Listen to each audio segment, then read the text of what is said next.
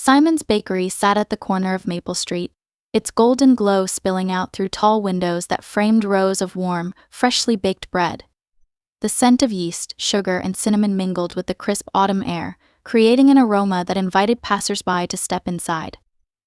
The shop was small, its charm in the worn wooden shelves and polished counter that bore the marks of years of service. A handwritten chalkboard menu hung near the entrance, listing Simon's specials for the day. For Simon, the bakery wasn't just a business. It was a sanctuary where the hum of daily life slowed down, where neighbors gathered to share stories over coffee and fresh pastries. He often said that bread was his way of bringing people together, and he treated every customer as more than just a transaction. To him, each loaf carried a little piece of his heart. The morning began like any other. Simon hummed a tune under his breath as he kneaded dough, his hands moving with practiced ease. The shop was quiet except for the gentle rustling of a newspaper from an elderly man sitting near the window, savoring a cup of coffee. Sunlight streamed through the glass, casting a warm glow over the rows of golden loaves stacked neatly on the shelves. The bell above the door jingled softly, and Simon glanced up with his usual welcoming smile. He expected to see one of his regulars, but instead found a small boy standing hesitantly in the doorway. The boy looked to be around 8 years old, his frame slight and his clothes worn. His oversized jacket hung loosely on his narrow shoulders, patched at the elbows and frayed at the cuffs. His sneakers were thin, their soles scuffed and barely holding together.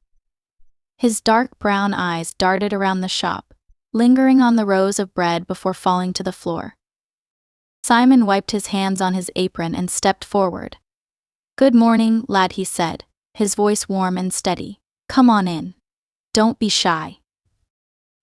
The boy hesitated, his small hand gripping the edge of his jacket. Finally, he shuffled forward, glancing quickly at the shelves before keeping his gaze fixed on the floor. "What can I get for you today?" Simon asked gently, leaning over the counter so he was closer to the boy's eye level. The boy fidgeted, his fingers clutching something in his pocket. "How much is the plain bread?" he asked, his voice barely audible. Simon followed the boy's gaze to a simple loaf resting in the middle of the shelf. "That one's $2, he said with a kind smile. "Who's it for, if you don't mind me asking?" The boy hesitated, his thin shoulders rising and falling as though he were debating whether to answer. Finally, he murmured, "For me and my mom." Simon studied the boy closely, noticing the way his fingers tightened around the object in his pocket. "That's a good choice," Simon said, his tone easy and encouraging. "Fresh out of the oven this morning." The boy shifted nervously, then pulled his hand from his pocket. And it was a crumpled dollar bill and 2 small coins. He held them out, his hand trembling slightly. "I only have this. Is it enough?" Simon felt his chest tighten. The boy's voice carried a mixture of hope and fear, as if he were bracing himself for rejection. Simon knelt slightly, bringing himself to the boy's level. "You've got more than enough," Simon said softly. He reached for the loaf and began wrapping it in brown paper, folding the edges with care. "Tell you what, this one's on the house today. You keep your money for something else you might need." The boy blinked, his mouth slightly open. "Really?" Simon nodded. "Really. Everyone deserves a good meal. Your mom will be happy to see you with fresh bread, won't she?" The boy's lips trembled, and he clutched the loaf tightly against his chest. "She will." "Thank you." "Anytime, lad," Simon said, giving him a reassuring pat on the shoulder. "If you ever need anything, you know where to find me." The boy hesitated, his gaze flicking between Simon and the loaf in his hands. For a moment it seemed as though he wanted to say something more. Then, with a small nod, he turned and hurried toward the door. The bell jingled softly as it closed behind him, and Simon watched through the window as the boy disappeared down the street. A quiet sense of satisfaction settled over Simon. It wasn't the kind of contentment that came from selling a dozen loaves or seeing his register full. It was deeper, the kind that reminded him why he'd started this bakery in the first place, to nourish not just stomachs but spirits too. Touching moment came a voice from behind him.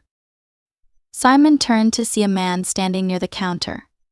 He was sharply dressed, his tailored suit and polished shoes a stark contrast to the simplicity of the shop. His dark hair was neatly combed, and he held a leather briefcase in one hand. There was an air of impatience about him, though his expression now carried a trace of curiosity. The man stepped forward. "Do you do that often?" Simon tilted his head slightly, unsure what the man meant. "Do what?" "Give away food like that," the man clarified, his tone more observational than critical. Simon folded his arms, a soft chuckle escaping him. "When it's needed, sure. A loaf of bread might not mean much to me, but to that boy, it could mean the world." The man raised an eyebrow, his expression skeptical. "You think that's sustainable? Just handing things out?" Simon smiled, unbothered by the question. "I don't think about it that way. It's not about sustainability. It's about doing the right thing in the moment." The man's brow furrowed slightly, as though Simon's answer didn't fit neatly into his worldview. After a pause, he pulled out his wallet, paid for his coffee, and muttered, "Well, I suppose the world could use more people like you." He turned and walked out, the bell jingling softly as the door closed behind him. Simon didn't give the exchange much thought as he returned to his work, but the man Lucas couldn't stop thinking about what he'd seen. As Lucas sat in his car, the steaming coffee untouched in the cup holder, the image of the boy's small hands clutching that loaf of bread stayed with him. So did Simon's effortless generosity, the way he had acted without hesitation or expectation of anything in return. For the first time in years, Lucas felt something shift deep within him, a feeling he hadn't experienced since his childhood. A realization began to take root, one that would lead him back to the bakery and set in motion a chain of events that would change all their lives. Lucas sat in his car, his thoughts far from the towering office buildings and boardrooms where he usually spent his days. The boy's thin frame, his trembling hands clutching the loaf of bread, and Simon's easy generosity all played over in his mind. Lucas wasn't a man who dwelled on emotions. He had trained himself to focus on results, not sentiment. But today, he couldn't shake the feeling that he'd just witnessed something important. He stared out the windshield at the busy street. People hurried past, their arms full of groceries or briefcases, their heads bent against the cool autumn breeze. Lucas didn't see them. Instead, his mind wandered back to a different time, one he rarely allowed himself to revisit. As a child, Lucas had known hunger. His mother, Elaine, was a single parent who worked 2 jobs, cleaning offices in the morning and waitressing at night. She did her best to shield Lucas from the harsh realities of their financial struggles. But even as a boy, he understood that money was tight. There were nights when Elaine would pretend she wasn't hungry, pushing a plate of food toward Lucas with a forced smile. Other times, their meals consisted of little more than bread and butter. Lucas remembered the ache of an empty stomach, the way it made him feel small and invisible. But there had been moments of kindness too, acts that had felt like lifelines in a sea of uncertainty. He thought of the neighbor who had left a bag of groceries at their door when Elaine couldn't afford to shop, or the diner waitress who slipped an extra sandwich into their order without charging them. Those moments had stayed with him, even as he grew older and worked tirelessly to escape the cycle of poverty. He had told himself that hard work and determination were all anyone needed to succeed. He built his career on that belief, climbing the corporate ladder until he became the CEO of a tech company. Yet, as he sat in his sleek car, surrounded by the trappings of success, Lucas realized that somewhere along the way, he had lost sight of something essential. Watching Simon help that boy had stirred something he hadn't felt in years, a recognition of the power of compassion, the kind that couldn't be measured in profits or metrics. The next day, Lucas couldn't resist the urge to return to the bakery. He entered just as Simon was placing a tray of freshly baked rolls in the display case. The shop was busier than before, filled with the hum of conversation and the clinking of cups. Simon looked up and smiled. Morning, Lucas. Back for more coffee? Yeah. And a bit of conversation, Lucas admitted, stepping closer to the counter. Simon nodded, handing him a steaming mug. What's on your mind?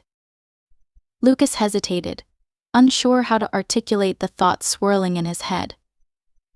That boy yesterday, the one you helped. You didn't even ask if he could pay before giving him the bread. Simon shrugged. Didn't seem like the kind of question he needed to answer. He was hungry, and I could help. That's all there was to it. You don't think about what it costs you, Lucas asked, his voice tinged with disbelief. Simon chuckled. Sometimes, sure. But what's one loaf of bread compared to the chance to make someone's day a little brighter?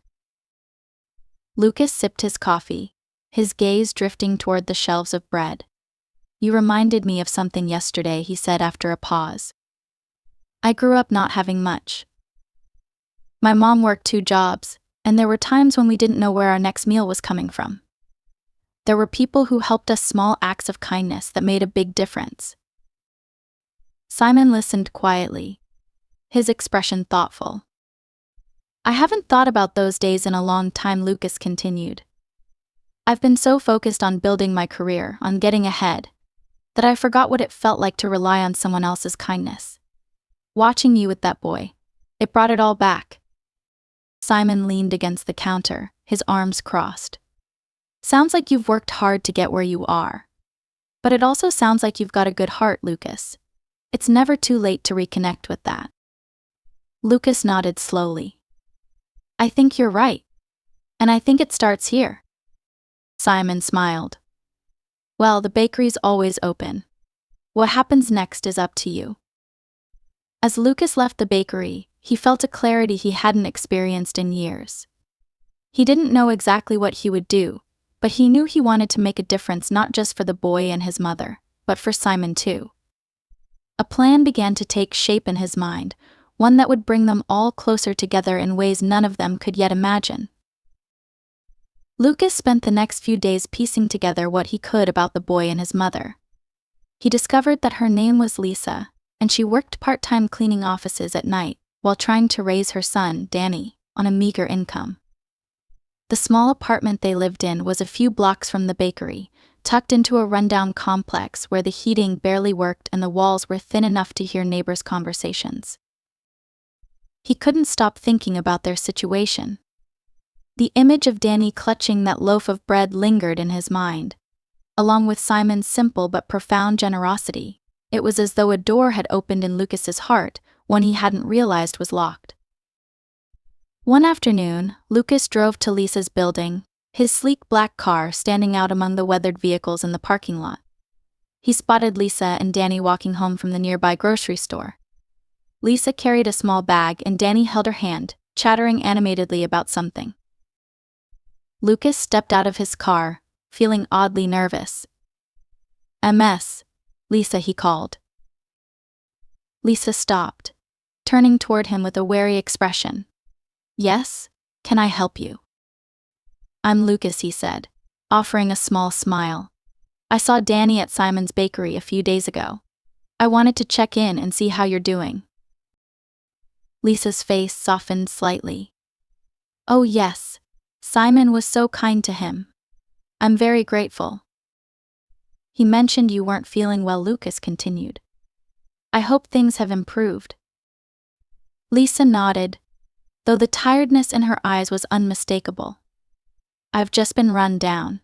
Working nights and taking care of Danny during the day doesn't leave much time for rest." Lucas hesitated, then said, "I run a company here in town, and I wanted to offer you an opportunity. We have an opening for a full-time cleaning position. Steady hours, better pay, and benefits. Would you be interested?" Lisa's eyes widened, and her hand tightened around the grocery bag. "Why would you do that for me?" "Because I see how hard you're trying," Lucas said gently. "And I know how much of a difference it can make when someone gets a chance to breathe." Tears welled in Lisa's eyes and she quickly blinked them away. This would mean everything to us. Thank you. I don't even know how to thank you."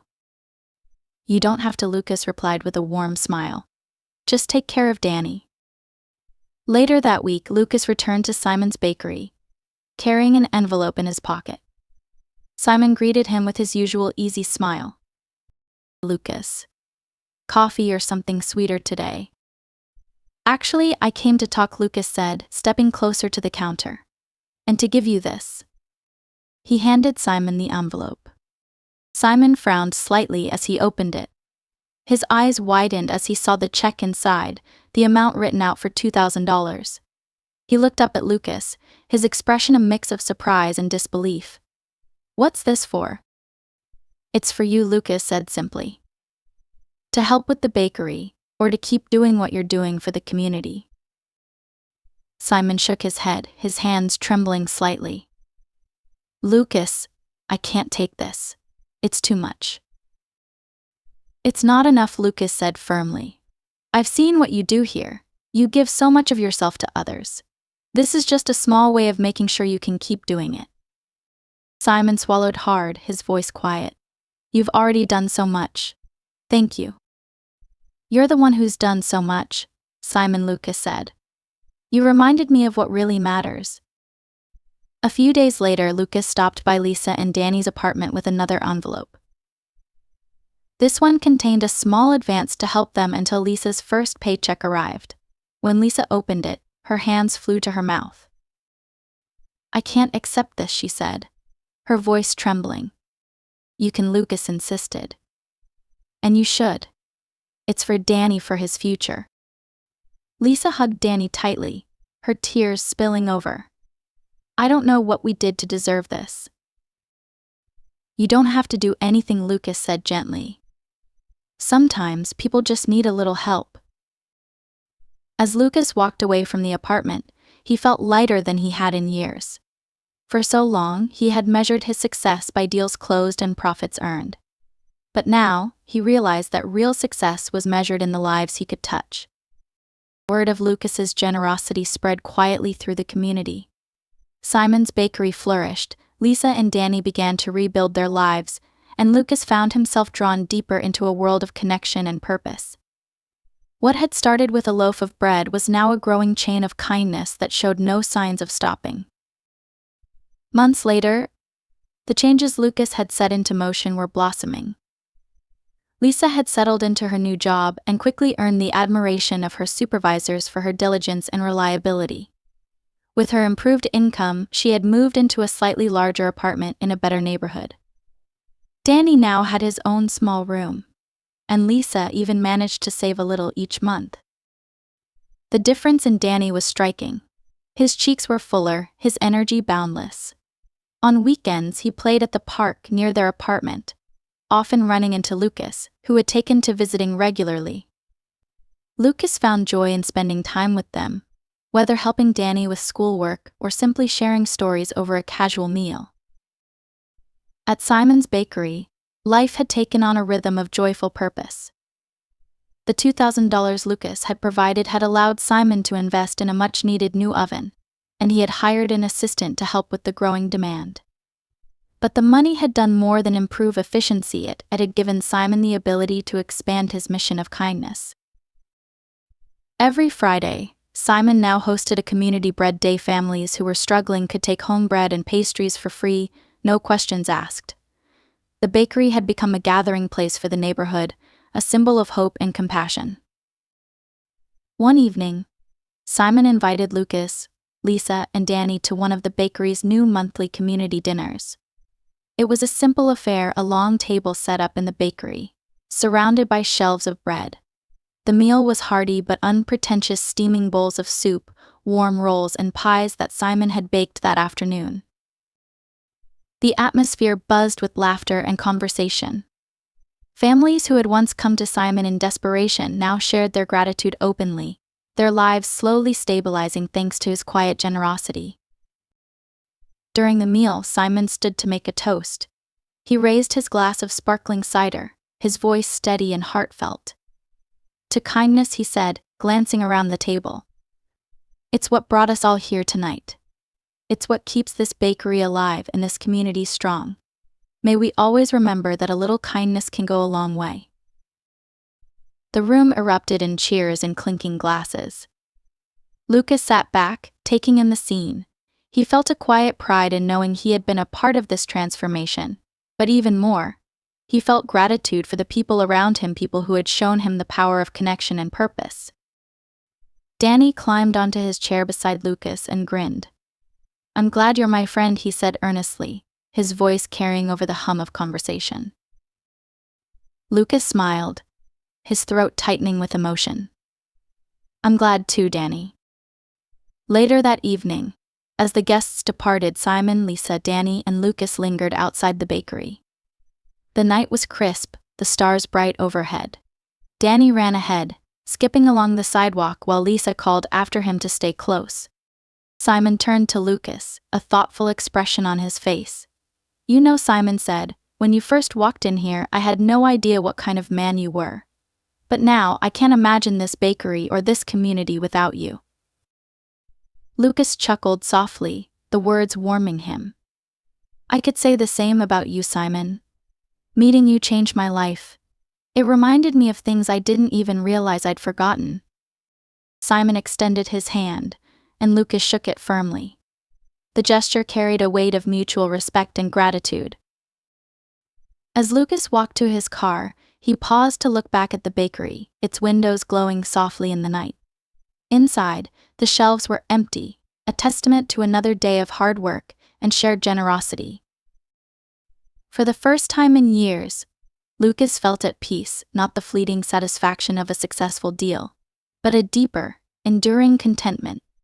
He knew this wasn't the end of the journey, but a beginning.